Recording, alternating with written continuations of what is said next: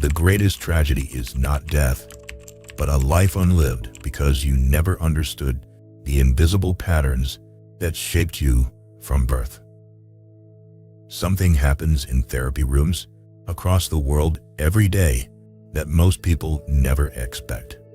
Someone sits down, determined to heal from years of pain, ready to finally break free from patterns that have held them back their entire life. They talk about their relationships, their fears, their inability to feel worthy of love. They blame their childhood, their circumstances, even themselves. But session after session, nothing fundamentally changes. The same patterns repeat. The same wounds reopen. The same relationships fail in the same ways. What these people don't realize is that they're fighting shadows, while the real battle lies hidden in the deepest layers of their psyche. There's an invisible force shaping every choice you make, every relationship you enter, every way you see yourself in the world. And until you understand this force, true healing remains just out of reach. Carl Jung spent decades studying the human mind, and what he discovered will challenge everything you think you know about your own healing journey. He found that beyond your personal mother, beyond your specific childhood experiences, there exists something far more powerful and universal. Something he called the Mother Archetype. And the way this archetype has shaped your life might be the missing piece you've been searching for. Your mind isn't a blank slate. It never was. Long before you took your first breath, ancient patterns were already embedded in your psyche.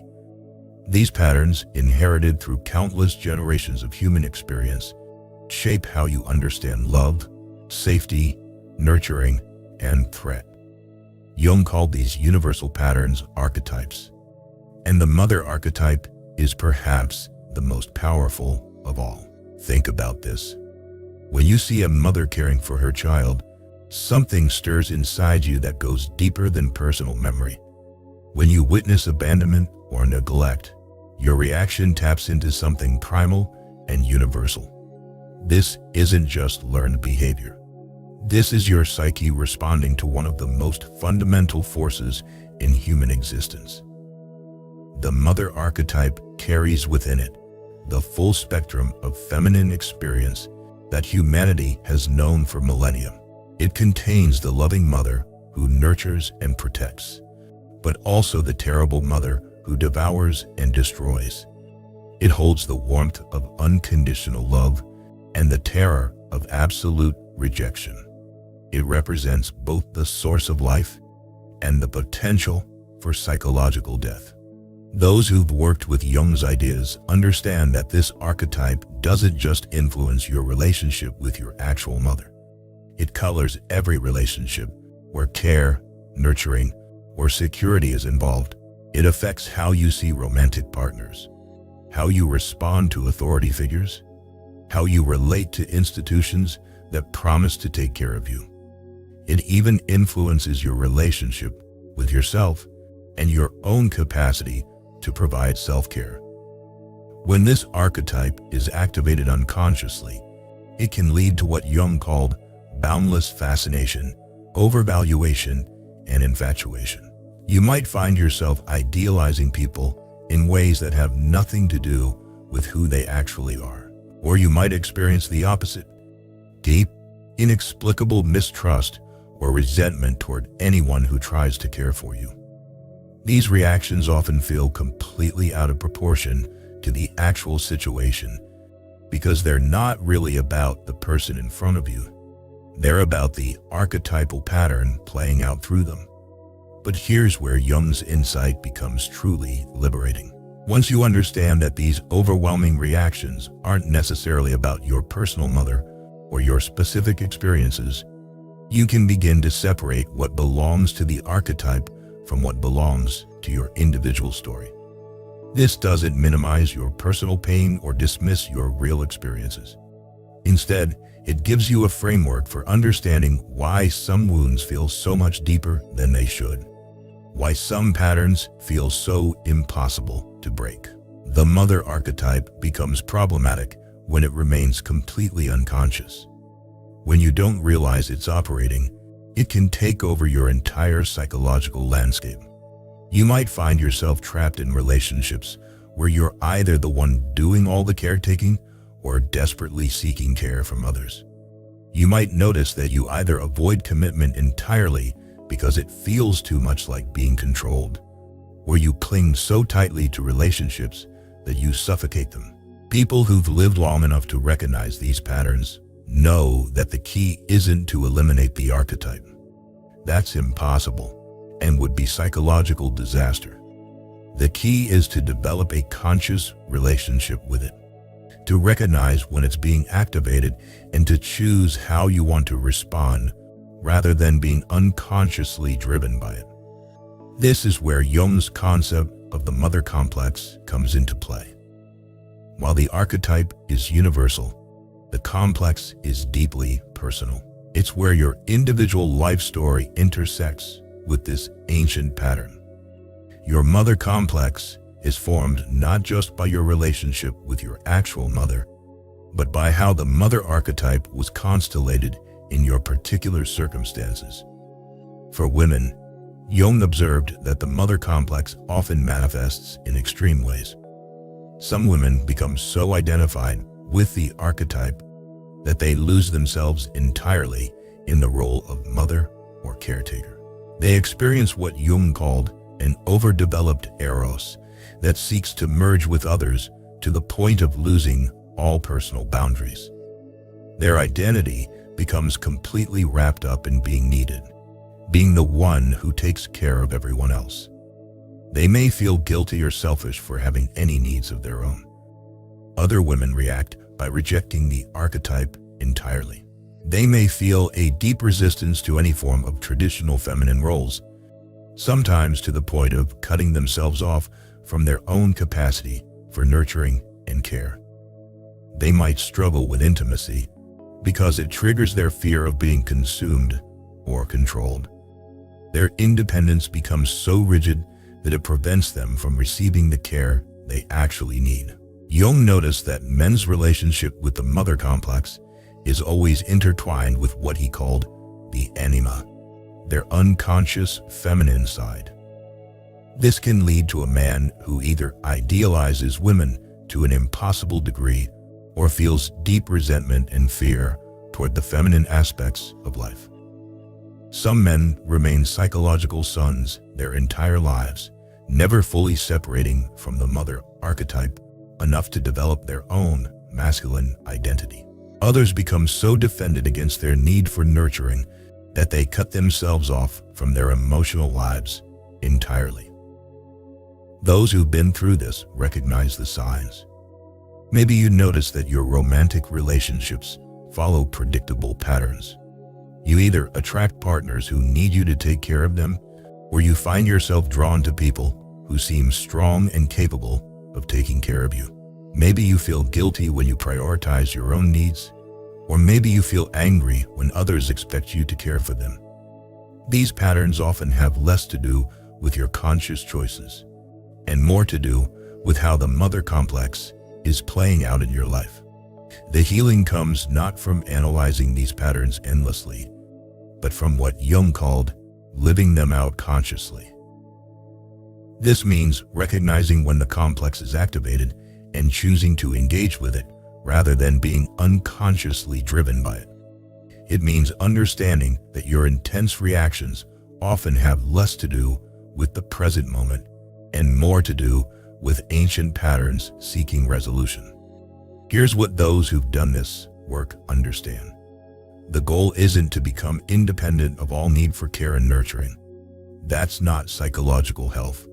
That's another form of unconsciousness.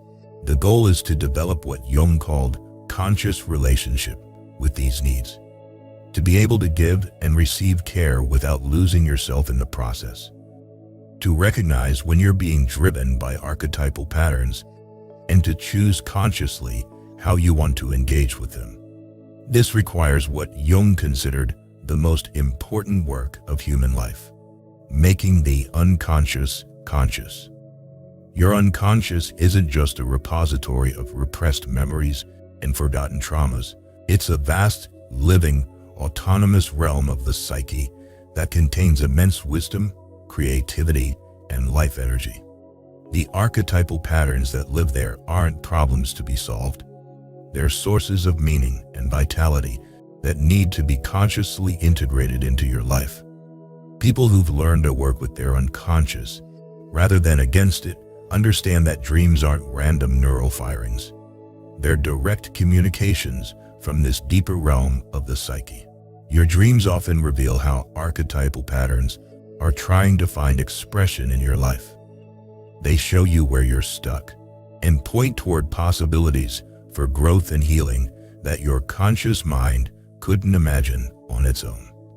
Jung developed a technique called active imagination that allows you to engage directly with these unconscious patterns. Rather than trying to interpret everything rationally, you learn to enter into dialogue with the images and figures that emerge from your unconscious. This isn't about losing your grip on reality. It's about expanding your understanding of what reality includes. Your psyche is far more vast and complex than your ego consciousness, and healing often requires learning to work with this larger reality. When you begin to engage consciously with the Mother Archetype and your personal mother complex, something remarkable happens. The patterns that once felt compulsive and overwhelming begin to lose their grip on you. You start to recognize when you're being triggered by archetypal material versus when you're responding to actual present circumstances. You develop what Jung called psychological space, where you can choose your response rather than being automatically driven by unconscious patterns. This doesn't mean you become emotionally flat or detached. In fact, the opposite often happens. When you're not being unconsciously driven by archetypal patterns, you're free to feel your actual emotions about actual situations. Your relationships become more authentic because you're responding to the real person in front of you rather than to the archetypal projection you've placed on them.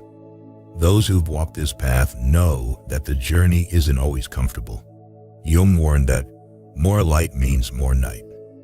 As you become more conscious of archetypal patterns, you also become more aware of how they've been operating unconsciously in your life. You might recognize how much energy you've spent trying to fulfill someone else's archetypal expectations, or how many relationships you've sabotaged because of unconscious, complex patterns. But this increased awareness also brings tremendous freedom. When you understand that your mother was also operating under the influence of archetypal patterns, it becomes easier to separate her personal limitations from the universal forces that shaped her life. This doesn't excuse harmful behavior, but it provides a context that can lead to genuine forgiveness and healing. The ultimate goal of this work is what Jung called individuation. This is the lifelong process of becoming who you truly are rather than who you think you should be or who others need you to be. Individuation requires integrating both the light and shadow aspects of all the archetypal patterns that live within you. It means embracing your capacity for nurturing without losing yourself in it. It means accepting your need for care without becoming dependent on others to provide it. Individuation is not a destination you reach. It's an ongoing process of conscious relationship with all aspects of your psyche. It requires what Jung called holding the tension of opposites. You learn to be both independent and interdependent, both strong and vulnerable, both caring and boundaried. You develop the capacity to contain conflicting feelings and impulses without being torn apart by them. This is where true healing happens, not in the elimination of psychological complexity, but in the conscious integration of it. When you understand the archetypal forces that have shaped your life, you're no longer at their mercy.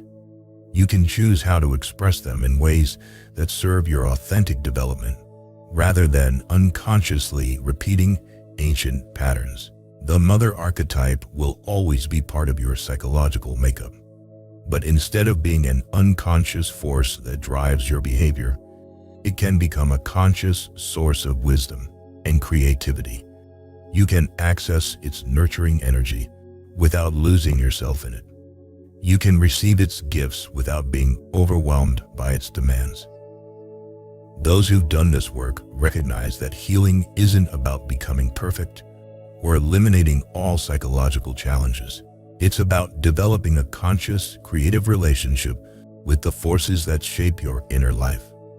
It's about becoming fully yourself rather than an unconscious expression of archetypal patterns. Understanding your relationship with the Mother Archetype is often the key that unlocks everything else. Once you see how this fundamental pattern has operated in your life, you begin to recognize how other archetypal forces have influenced you as well. You develop what Jung called psychological literacy, the ability to read the deeper patterns that operate beneath the surface of conscious life. This is not abstract psychology. This is practical wisdom for living.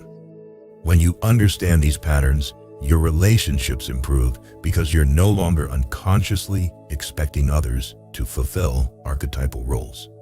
Your work becomes more meaningful because you're expressing your authentic nature rather than trying to meet unconscious expectations. Your relationship with yourself becomes more compassionate because you understand the complex forces that have shaped your development. The invitation is to begin this work now. Start paying attention to when your reactions seem disproportionate to the actual situation. Notice when you find yourself in familiar relationship patterns that don't serve you. Begin to ask yourself whether you're responding to the person in front of you or to an archetypal pattern they've activated. Your dreams can be one of your greatest allies in this process. Keep a dream journal and notice what themes and figures appear repeatedly. Pay attention to dreams involving mother figures, caregiving situations, or feelings of being overwhelmed or abandoned. These dreams often reveal how archetypal patterns are seeking conscious expression in your life. Remember that this work takes time and patience. Jung spent his entire career exploring these depths, and he considered individuation the work of a lifetime. But every step toward greater consciousness is a step toward greater freedom. Every moment of recognizing an archetypal pattern is a moment of choosing how you want to engage with it, rather than being unconsciously driven by it. The path to healing often requires the courage to face the deepest patterns that have shaped your life. But on the other side of that courage lies the possibility of becoming fully yourself, free from the unconscious compulsions that have kept you trapped in old patterns. This is the gift Jung offers us. Not easy answers, but the tools for lifelong growth and conscious living. Which of these patterns do you recognize in your own life? Are you ready to begin the work of making the unconscious conscious? The journey toward healing and wholeness begins with a single step: the decision to look honestly at the forces that have shaped you and to choose consciousness over unconscious repetition.